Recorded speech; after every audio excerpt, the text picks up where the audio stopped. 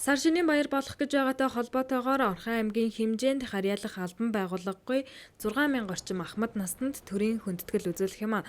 Тодорхойлбол 55-аас 69 насны ахмад наснууд болон 70-аас дээш насны ахмад наснуудад бэлэн мөнгө олгох юм. Өнгөрсөн жилүүдэд тавгийн эдээ гарын бэлэг зэргийг өгдөг байсан бол энэ жил цар тахлын нөхцөл байдалтай холбоотойгоор тухайн иргэний тэтгэвэр олгодог дансаар дамжуулан мөнгө олгоно гэлээ.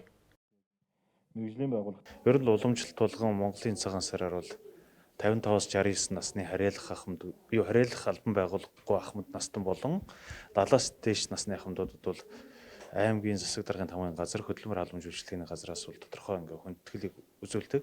Энэ хүндэтгэл нь бол урд жилүүдэд бол одоо бэлэг хэлбэрээр буюу одоо нөгөө 3 хос эв ч юм ингээд үргэлжлэдэг байсан бол энэ жил цар тахлын хүнд нөхцөлд шууд одоо тухайн ахмад насны тэтгэвэр авдаг дансанд шууд орохоор одоо ингээд зохион байгуулалтууд хийж байгаа.